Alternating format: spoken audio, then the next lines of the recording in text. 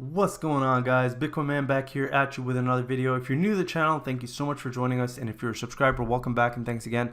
Within 3 weeks, we've gotten this channel up to 43 subscribers from scratch, and I cannot express my gratitude enough, guys. Thank you so much for your support, and the fact that you like my videos and you check them out, it's absolutely amazing. It's so inspirational, and that's what drives me to make new videos every week, guys.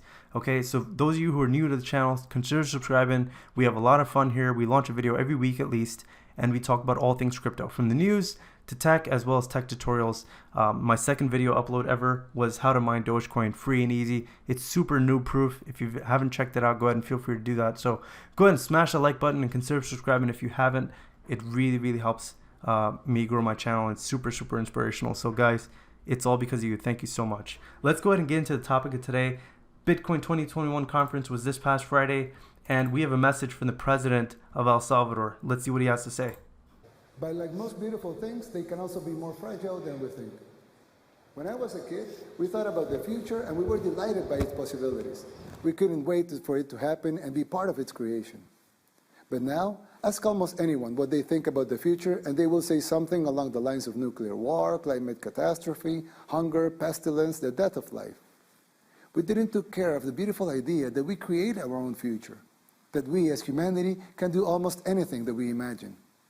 Our ingenuity, what separates us from other species. In El Salvador, we are trying to rescue this idea and start the design of a country for the future, using the best ingredients that makes us who we are, while using sensibility to find the best examples of ideas from history and around the world. I believe Bitcoin could be one of these ideas. That is why next week, I will send to Congress a bill that will make Bitcoin a legal tender in El Salvador. In the short term, this will generate jobs and help provide financial inclusion to thousands outside the formal economy.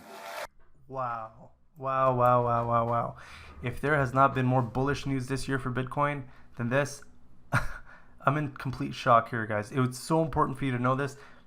This changes the entire premise for what people thought Bitcoin was capable of. We are now seeing a world government start to rally for Bitcoin and to vouch for it and say that they want to make it a permanent part of their economy. Okay, if you don't know about the president of El Salvador, okay, Nayib Bukele, he's actually pretty young, and he's right on the forefront in terms of, you know, very millennial, very tech savvy guy, and he believes in bright new ideas. So this is a perfect use case for him. Okay, one of the biggest ways that El Salvador gets money into the country, about 20% or $6 billion, comes from remittances outside of the country. What that means is El Salvadorians, people that live outside of El Salvador, are sending money into the country. And every time they do that, they're paying companies like Western Union, right? They're paying companies to make these remittances happen. And sometimes it takes days. It costs a ton of money to send money. Okay, it's getting snagged up by the banks. There's something going on that gets in the way of the money going from the sender to the recipient.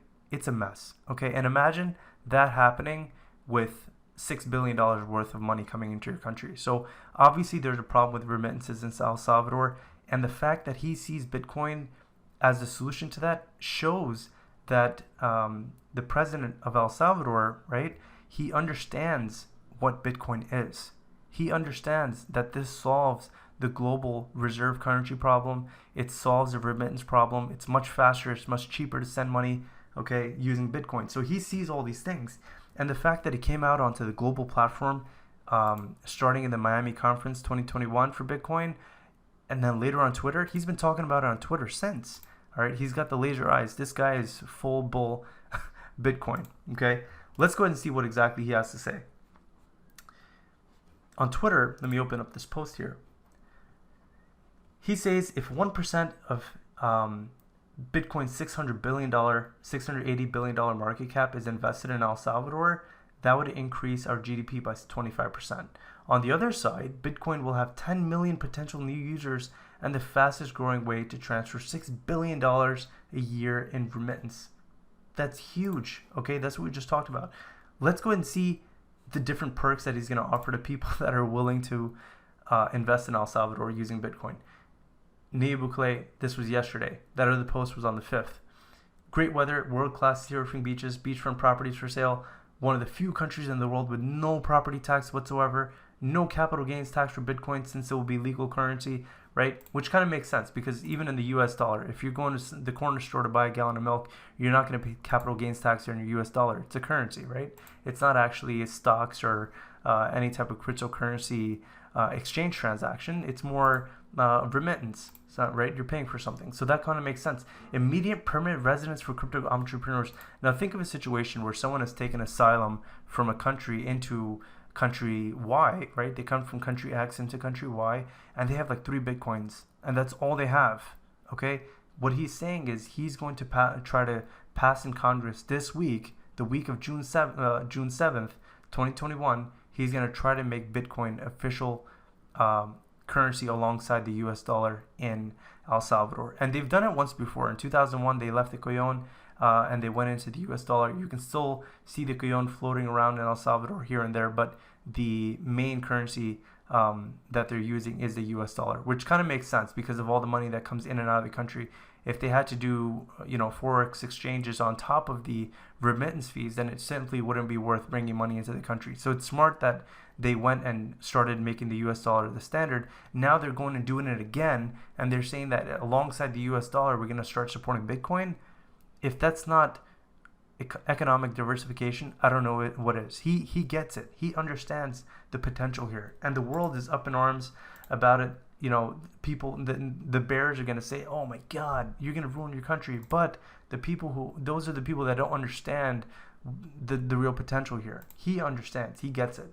Okay. So I wanted to come outside and show you guys what is going on here in the crypto space. I'm going to wrap this video up by showing you one last thing. It's an adoption curve for Bitcoin. Okay. It shows where it started, the innovators, the people who first found out about it, people who started buying Bitcoin when no one knew what it was, and the Amish, which is basically saying, the late boomers saying Bitcoin doesn't exist and it's a hoax. And then at the very end, when the whole world is on it, they go in and get in at the tail end of it, and basically they're buying it for what it's worth and they won't make any money on it. Here's what we need to know. This is where we are right now. Okay, we're right between public awareness, low knowledge, right, but very high interest, and education and adoption campaigns pick up. This YouTube channel is an example of an education and adoption campaign.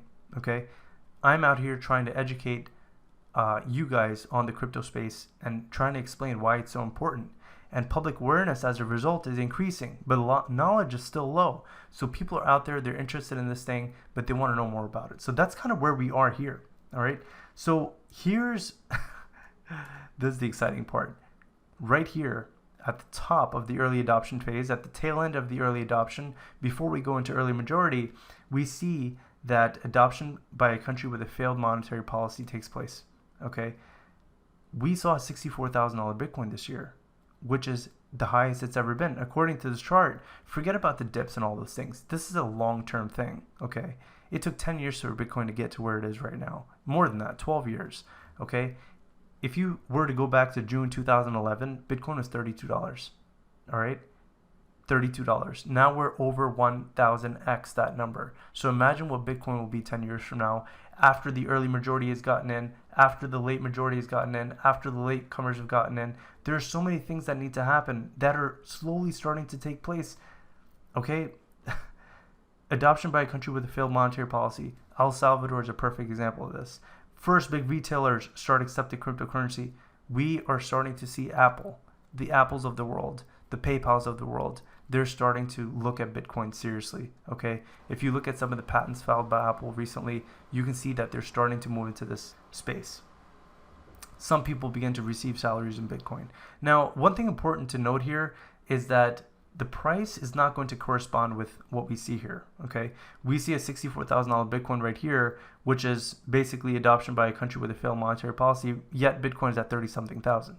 So it's important that this is a very long-term chart, and it's important that you understand that. So the price won't necessarily correlate with what's going on here, okay? This is just simple analysis that I found on Reddit, and it's really, really helpful, and it makes a lot of sense. This is something that you guys need to see. So if you like it, I will send a link in the description below to this adoption curve. And trust me, I've been tracking something like this for years, and it's been on point, okay? And it's going to continue to be on point. Let's see what happens in the early majority phase, which is going to happen right after the early adopters, okay?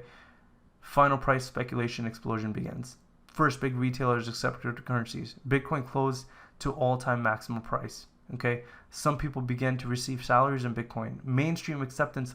Oil begins to be priced in Bitcoin. Oil, as we know, is one of the most important, most expensive, and highly transacted commodities in the world.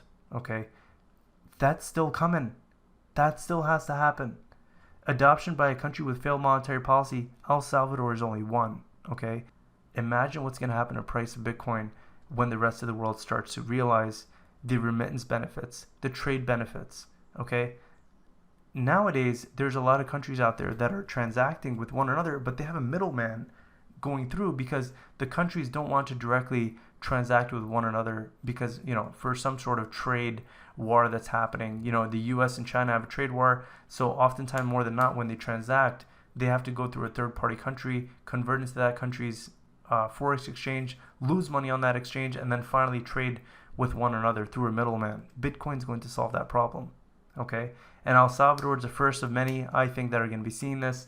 But guys, I wanted to make sure I came out and said this to you because it's so important for the grand scheme of where the cryptocurrency market's going to go. And Bitcoin, I'm still remaining bullish on Bitcoin. Okay, despite the price action, because remember, we're not in this for the short term. 2011, Bitcoin was $30-something. We're in the 30,000s now. Okay, so we are now starting to see signs of global adoption on a mass scale. The government of El Salvador is proving this, and others will follow. So it's very, very important that you're on that train once that happens. Okay, so keep that in mind. It's very, very important to diversify into Bitcoin as part of your portfolio. I'm not saying dump your entire net worth into it. Don't invest anything you're not willing to lose, because it's really important that you understand that we are still in a speculative phase in Bitcoin. Okay, so keep that in mind. But at the same time, the proof is there, the support is there, so there's no reason not to be on board. If you guys like this video, go ahead and hit that thumbs up, smash that like button, okay, to give me ideas for new videos, give me feedback on the things you hear here, okay? So that being said, guys, thank you so much for joining me. I'll see you in the next one. Bitcoin Mang out.